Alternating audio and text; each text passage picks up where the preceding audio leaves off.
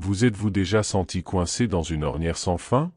Vous avez l'impression de faire des pas en avant, mais d'être ramené au même endroit? C'est un sentiment frustrant, n'est-ce pas? Je sais ce que c'est. Nous nous sommes tous retrouvés dans cette situation un jour ou l'autre, à la recherche de quelque chose de plus, de quelque chose qui nous permettrait d'avancer plus rapidement vers nos objectifs. Et si je vous disais qu'il existe une solution simple à ce dilemme? Une solution qui ne nécessite pas de compétences particulières ou de connaissances avancées. Une solution qui est à la portée de tous, quel que soit l'endroit où l'on se trouve. Il était une fois un garçon très pauvre qui ne semblait jamais réussir dans la vie, mais sa rencontre avec un mendiant portant quelque chose d'inhabituel a tout changé dans la vie du jeune homme. Il était une fois un garçon appelé Alexandre, âgé de 24 ans. Il n'a pas eu une vie facile. Ses parents sont morts alors qu'il était encore jeune, le laissant seul au monde. Alexandre a donc dû apprendre à se débrouiller tout seul dès son plus jeune âge. Pour survivre, Alexandre a trouvé un emploi chez un homme très riche de la ville. Il fait un peu de tout, il nettoie la maison et aide son patron dans ses affaires. Même si c'était un travail difficile, Alexandre faisait de son mieux pour tout faire correctement. L'homme riche, M. Silva, était très généreux avec Alexandre. Il le traitait comme un membre de la famille et l'aidait toujours quand il en avait besoin. Alexandre était reconnaissant d'avoir trouvé un si bon travail et un patron si gentil. Malgré tout, Alexandre n'a jamais oublié ses parents. Ils l'ont poussé à continuer à se battre, même dans les moments difficiles. Il rêvait de faire quelque chose de grand dans la vie, quelque chose qui les rendrait fiers, même s'il n'était plus là pour le voir. C'est ainsi qu'Alexandre a poursuivi sa vie, travaillant dur pour M. Silva, mais gardant toujours l'espoir d'un avenir meilleur. Il savait qu'avec de la détermination et des efforts, il pourrait réaliser ses rêves, en honorant toujours la mémoire de ses parents bien-aimés. Malgré ses efforts, la vie d'Alexandre lui a apporté des luttes et des difficultés constantes. Bien qu'il ait travaillé dur pour M. Silva, Alexandre a souvent été confronté à des difficultés financières et émotionnelles. Il a commencé à craindre que sa vie soit toujours ainsi, pleine d'obstacles apparemment insurmontables, et que rien de bon ne lui arrive jamais. Les jours difficiles, lorsque les factures s'accumulaient et que les soucis semblaient insurmontables, Alexandre ressentait une lourdeur dans son cœur. Il se demandait s'il parviendrait un jour à surmonter toutes les difficultés et à réaliser ses rêves. Malgré ses craintes, Alexandre n'a pas abandonné. Il se souvient de l'exemple de persévérance de ses parents et trouve la force de continuer à se battre. Parfois, il s'autorise à rêver d'un avenir meilleur, où ses combats seraient récompensés et où il trouverait enfin le bonheur qu'il recherche si désespérément. Même dans les moments les plus sombres, Alexandre a gardé la flamme de l'espoir dans son cœur. Il savait qu'avec de la détermination et du courage, il pouvait relever tous les défis que la vie lui réservait. Ainsi, même face à l'adversité, Alexandre a continué, alimentant ses rêves et ne perdant jamais la foi qu'un jour, tout irait mieux. Alors qu'Alexandre travaillait dur dans les plantations, il a aperçu un mendiant qui marchait lentement le long de la route. L'homme porte 3 sacs sur le dos, qui semblent bien lourds. Même s'il était occupé à ses tâches, Alexandre ressentit de la curiosité et de l'inquiétude en voyant la scène. En regardant le mendiant, Alexandre s'interroge sur la vie de cet homme. Comment s'est-il retrouvé dans cette situation? Qu'est-ce qui l'a poussé à porter un tel fardeau dans la vie? Ces questions taraudaient l'esprit d'Alexandre alors qu'il poursuivait son travail, mais ses pensées se tournaient vers le mendiant inconnu. L'image de cet homme portant ses lourds sacs restait dans l'esprit d'Alexandre pendant qu'il travaillait. Il s'interrogeait sur les difficultés rencontrées par le mendiant, sur les rêves qu'il avait pu avoir et sur les raisons qui l'avaient conduit à cette condition de vie. Alors que le soleil se couche à l'horizon et que le travail sur la plantation s'achève, Alexandre pense encore au mendiant. Il s'interroge sur la justice de la vie, sur les inégalités qui existent dans le monde et sur ce qu'il pourrait faire pour aider ceux qui sont dans le besoin. Malgré ses propres luttes et difficultés, Alexandre ressentait en lui une impulsion, un désir de faire une différence dans la vie de ceux qui se trouvaient dans une situation moins favorable. C'est avec ces pensées en tête qu'il quitta la plantation ce soir-là, déterminé à trouver un moyen d'aider le mendiant et d'autres personnes dans le besoin. Dès qu'Alexandre eut pris la décision de quitter sa maison et son travail pour chercher une vie meilleure en ville, il commença à marcher avec détermination le long du chemin. Il aperçoit alors le même mendiant qui se repose sous un arbre. Le jeune homme ressentit un mélange de surprise et de familiarité lorsqu'il revit l'homme. Sans hésiter, Alexandre s'approcha du mendiant et lui proposa de l'aider à porter un des sacs. Le mendiant, fatigué, hésita à laisser le jeune homme prendre les sacs. Son expression révélait un mélange de gratitude et de méfiance, comme s'il n'était pas habitué à recevoir de l'aide de la part d'étrangers. Se rendant compte de l'hésitation du mendiant, Alexandre a gentiment insisté, l'assurant qu'il était là pour l'aider, le cœur ouvert. Il lui explique qu'il comprend le poids du fardeau de l'homme et qu'il veut l'alléger un peu. Touché par la sincérité et la détermination d'Alexandre, le mendiant finit par accepter l'aide. Il a tendu l'un des sacs au jeune homme et, ensemble, ils ont commencé à marcher le long de la route, partageant le poids du fardeau et la chaleur de la solidarité. Malgré la fatigue et l'incertitude qui planaient sur eux, Alexandre éprouvait un sentiment de gratification à l'idée de faire quelque chose de bien à ce moment-là. Pendant qu'il marchait, le mendiant regardait avec méfiance dans la direction d'Alexandre, comme s'il craignait que le jeune homme ne lui vole quelque chose. Le sac que porte Alexandre est très lourd et semble contenir quelque chose de solide et de métallique. Intrigué, Alexandre décide d'interroger le mendiant sur le contenu du sac. D'un air hésitant, le mendiant évita la question d'Alexandre, répondant vaguement qu'il ne s'agissait que d'ustensiles personnels. Cependant, l'expression de l'homme dénotait une tension interne, comme s'il cachait quelque chose d'important. Malgré les dérobades du mendiant, la curiosité d'Alexandre ne fit que croître.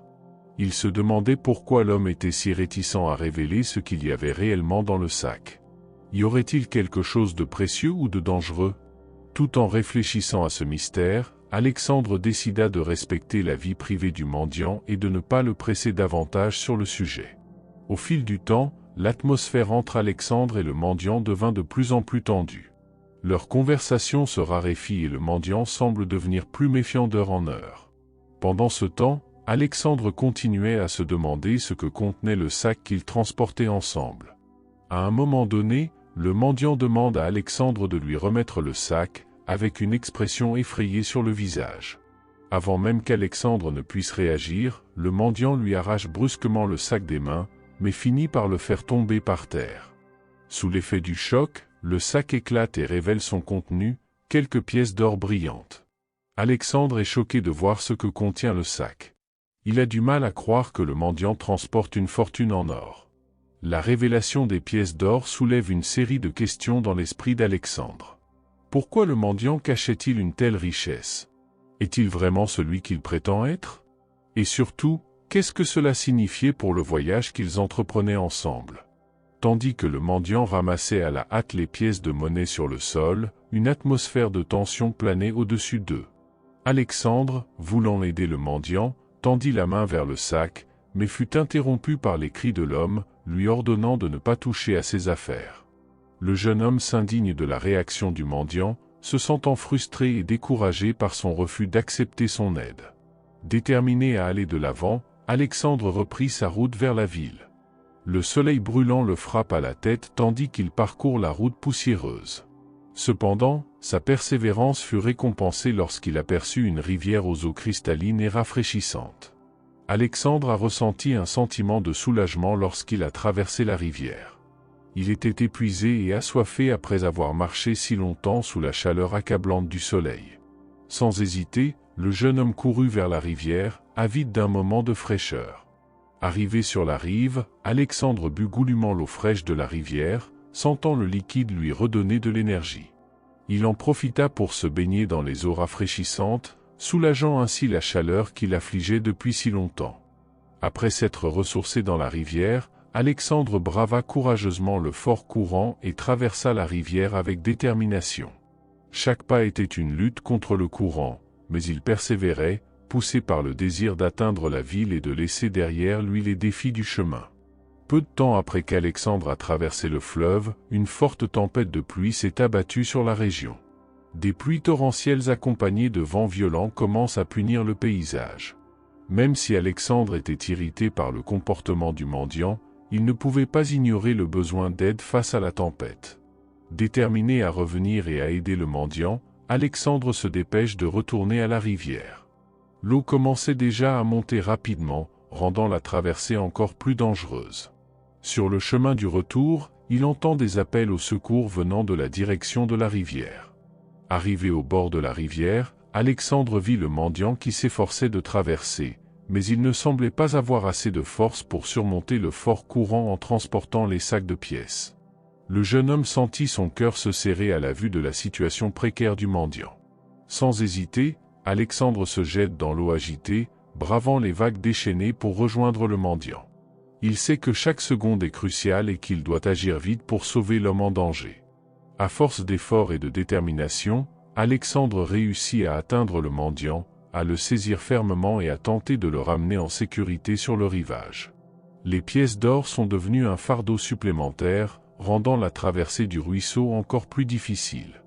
Après de nombreuses tentatives, Alexandre et le mendiant se rendirent compte qu'ils ne pourraient pas traverser le cours d'eau avec les sacs de pièces. Ils sont épuisés et n'ont pas la force de faire demi-tour. C'est alors qu'Alexandre propose au mendiant de laisser tomber les sacs de pièces, mais celui-ci refuse catégoriquement, jugeant l'idée absurde. Devant le refus du mendiant d'abandonner les sacs, Alexandre propose une autre solution, porter un sac à la fois jusqu'au rivage. Le mendiant, d'abord réticent, finit par accepter. Alexandre, épuisé, ramassa le premier sac avec beaucoup de difficulté et commença la traversée. Le courant était fort et le poids du sac rendait chaque pas difficile pour Alexandre. Il lutta contre les eaux agitées, sentant l'effort physique épuiser son énergie.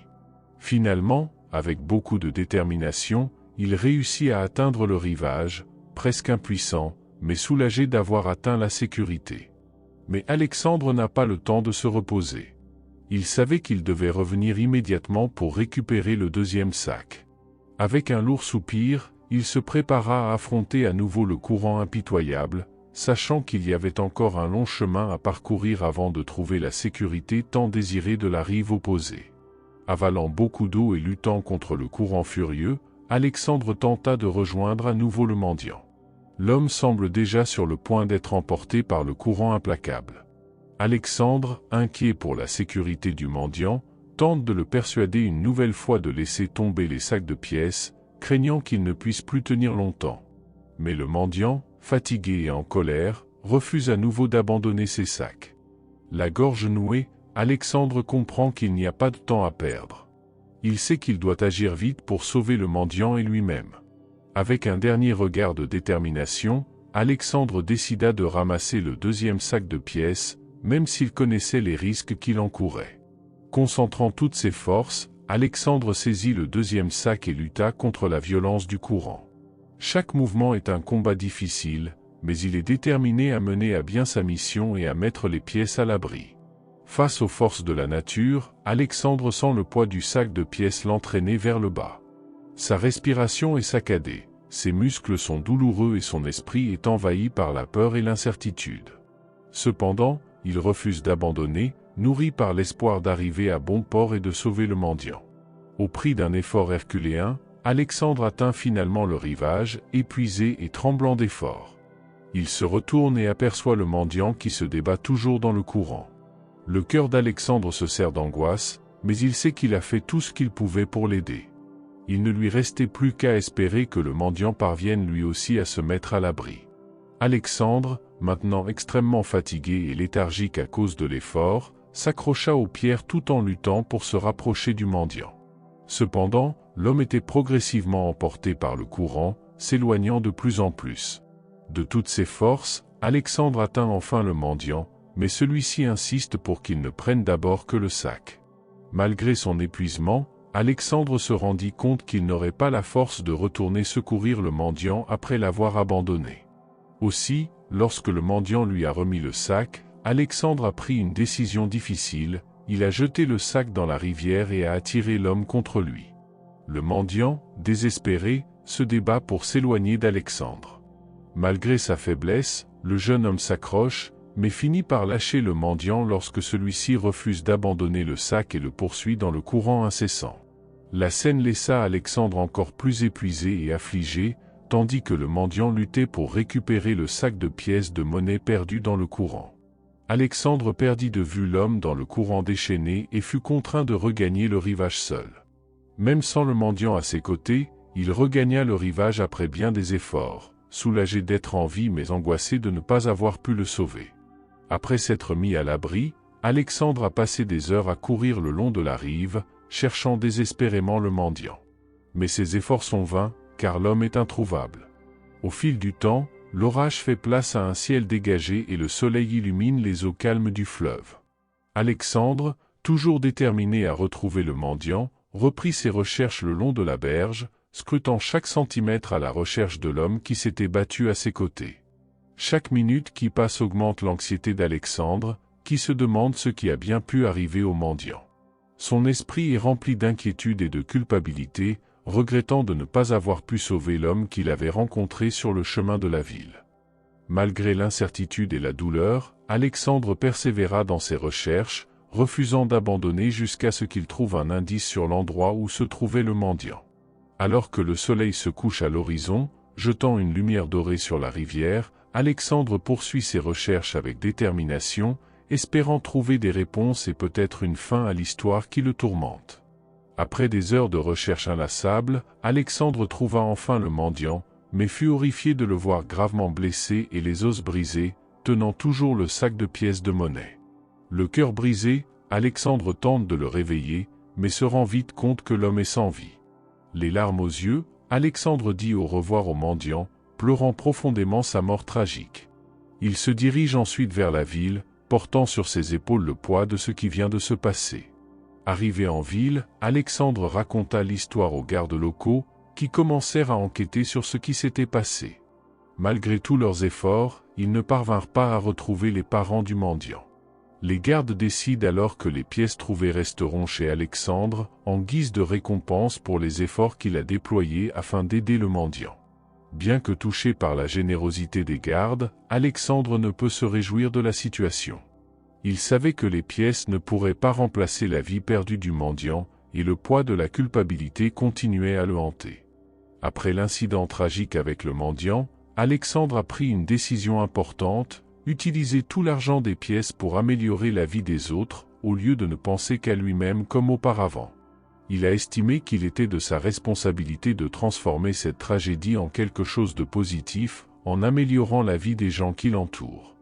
L'une des premières actions d'Alexandre a été d'investir dans la construction d'un grand pont solide au-dessus de la rivière, afin que personne d'autre ne connaisse le même danger que le mendiant. Il était déterminé à empêcher que d'autres vies ne soient perdues à cause du courant traître. Avec le temps, Alexandre a commencé à comprendre une importante leçon bouddhiste. Le véritable succès n'est pas seulement une question d'argent, mais aussi la valeur que nous accordons à la vie et les contributions que nous apportons au bien-être des autres. Il s'est rendu compte que son parcours ne devait pas se limiter à l'accumulation de richesses, mais qu'il devait aussi faire la différence dans le monde qui l'entoure. Grâce à cette nouvelle compréhension, Alexandre a trouvé un but plus important dans sa vie. Il s'est consacré à aider les personnes dans le besoin, que ce soit en construisant des infrastructures pour les communautés défavorisées ou en apportant son soutien à des associations caritatives et à des projets sociaux. En travaillant à l'amélioration de la vie des autres, Alexandre a découvert un sentiment d'accomplissement et de bonheur que l'argent ne pourrait jamais lui procurer. Il s'est rendu compte que la véritable réussite consistait à faire le bien et à laisser un héritage positif aux générations futures. Ainsi, le cœur plein de compassion et l'esprit plein de sagesse, Alexandre est allé de l'avant, déterminé à faire du monde un endroit meilleur pour tous. Il avait appris la leçon la plus importante. La vraie richesse réside dans la gentillesse et la générosité que nous partageons avec les autres.